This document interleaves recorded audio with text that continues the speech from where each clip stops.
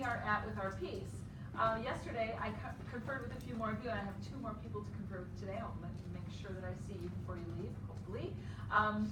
But we have been talking quite a lot about Flashback in the past couple of days.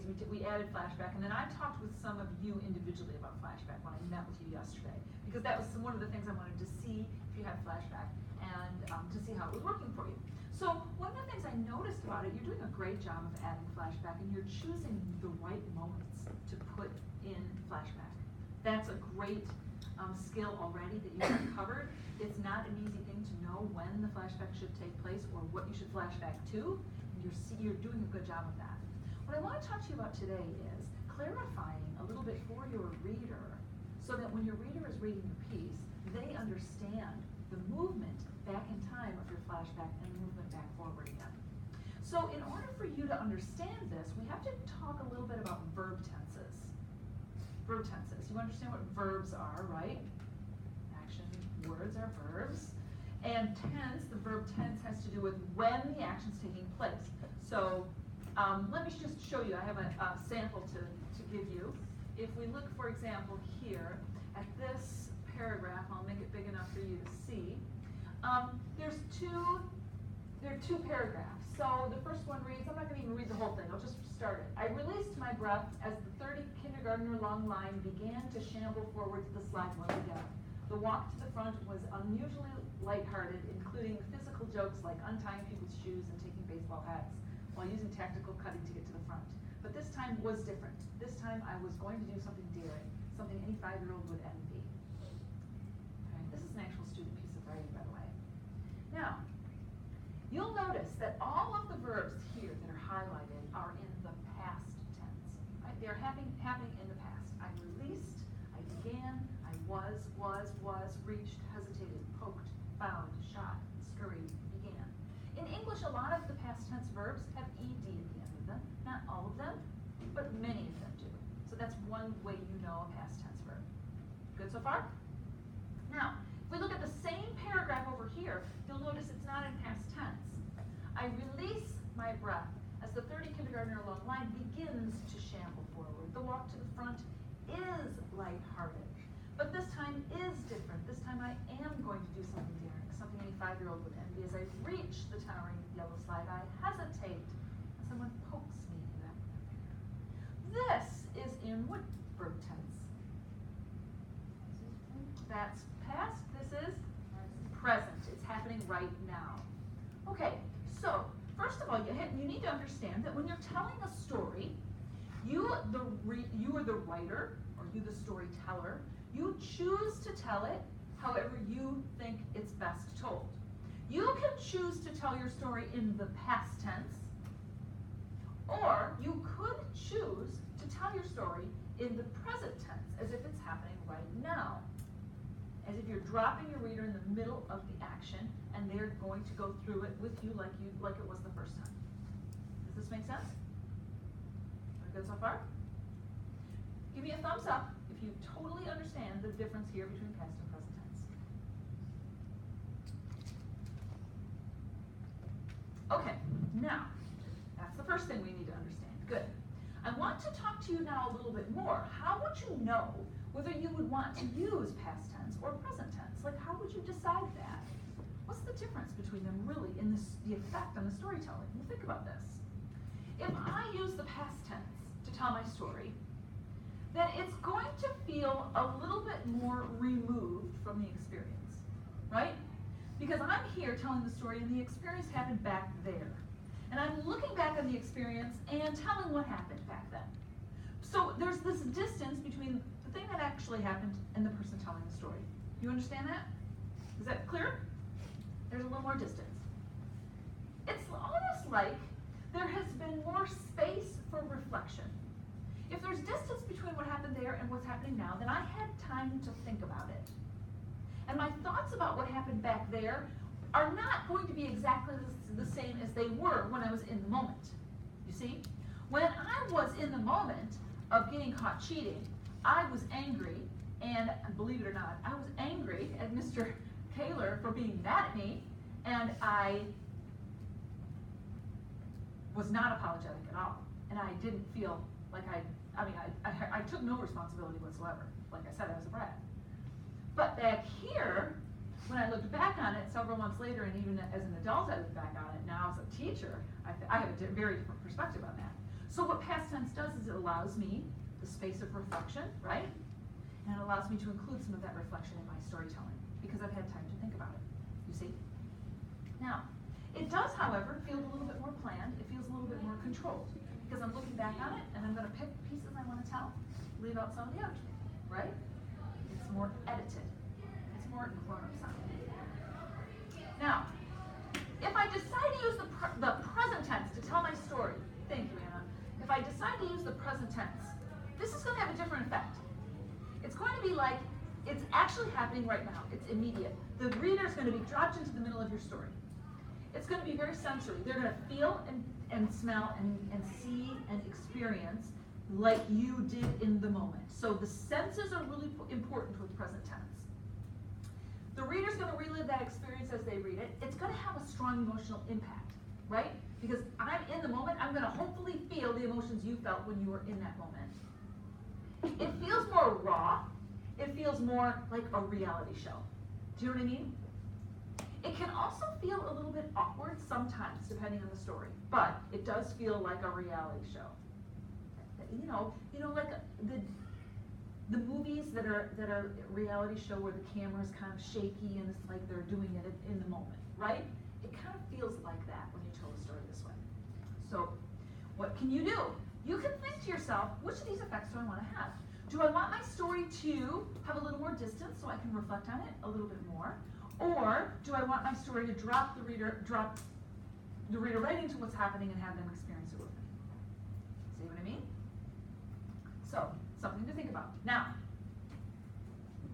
there's also this thing with flashbacks that I've been talking about. Now, flashbacks are tricky because whatever verb tense you start in, I just told you could start in past or you could start in present. If you flash back, you have to move the verb tense back, right? So if I start in present tense and then I flash back to talk about what happened there, then I should change from present tense to past tense, just in the flashback. And then when the flashback is over, I'm going to come back here to the present tense. You see? Yeah? However, this is the tricky one. If you're telling your story in past tense, you have to flash back. I'm telling my story in the past tense. So I'm here right now telling the story. It happened here, but the flashback happened back there. You see what I mean? It's twice removed from the storyteller. And when you have to go back that far, you have to use a different verb tense. And the verb tense is called past perfect. It's not present and it's not past. It's called past perfect. The past perfect, it's a grammar term. Past perfect present tense is a different kind of verb tense. And it sounds like this. I'll show you. So here's my story. Susie was smirking. It's in past tense. Susie was smirking as she strolled toward me. She walked confidently, threw an aloof glance behind her, and pulled at the sucker out of her mouth just long enough to shout my name. I was suddenly struck with the memory of my little sister, this is the flashback, Carrie, a few years ago. Carrie had taken a sucker from the candy jar without asking. She had smirked confidently when I asked her where she got it. Carrie was always getting away with murder and knew it. When my mom asked about the sucker, she had lied, and Mom never did find out. Angie, I heard Susie's voice carry over the noise of the hallway and reluctantly paused to let her catch up. This is the coming back forward again. So let's take a look closer. Here we have the story. Here's where the story continues, right? This is the flashback. The story itself is told in past tense. We can see this clearly by looking at the verbs. When I want to differentiate the flashback, I use the past perfect. And the past perfect has an extra word in front of the verb. It sounds like this. Instead of Carrie took, Carrie had taken. Instead of saying Carrie smirked, she had smirked. Right? Instead of saying she lied, she had lied. Now, you will notice something else. There are more verbs in this flashback than just these few, right? However, the rest of them, let's see. I asked where she got it. She knew it. My mom asked. She never did. Those are just like these, past tense. So you'll notice that when I use the past perfect, I don't change every single verb in the paragraph. I don't say, Carrie had taken, she had smirked. When I had asked where she got it, Carrie was always, she had known it. When my mom had asked about the sucker, she had lied. I didn't use past perfect with everyone. And I'll tell you why.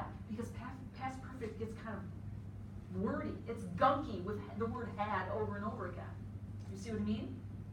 But you have to use it sometimes in that paragraph to signal to the reader that this is a flashback. Okay? Are you following me? This is tricky stuff, isn't it? You following me? Okay, raise your hand if your story, you know your story is in past tense. Raise your story if you know your story is in, raise your hand if you know your story is in present tense. Raise your hand if you're not really sure what tense your story is in by thinking about it. Raise your hand if you think your story might be in more than one verb tense at the same time.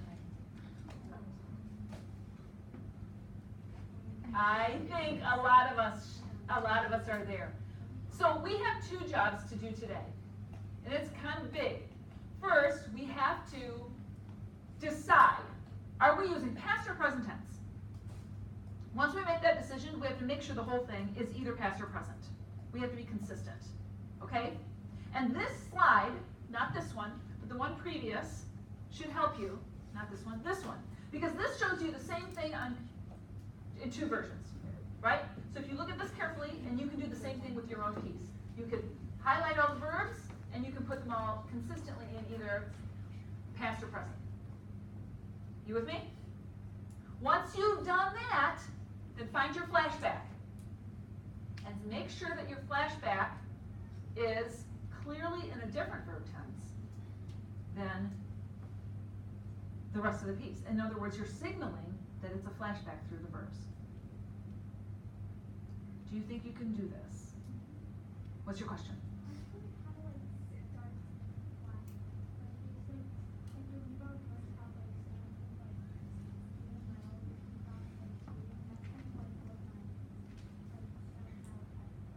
Well, if it's starting, it's not a flashback. Because in my piece, that happened first. So the one at the beginning is not a flashback. It's technically only a flashback if something else happens first and then it flashes back before that.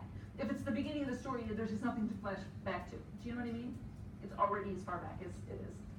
Yes? We're not going to talk about that today because I think that will really complicate the issue. So we're going to just work with what we have. And if you have a flash forward issue, you can come talk to me individually. How about that? Yes? At my ending, you already read it like the 1 year later thing. Uh-huh.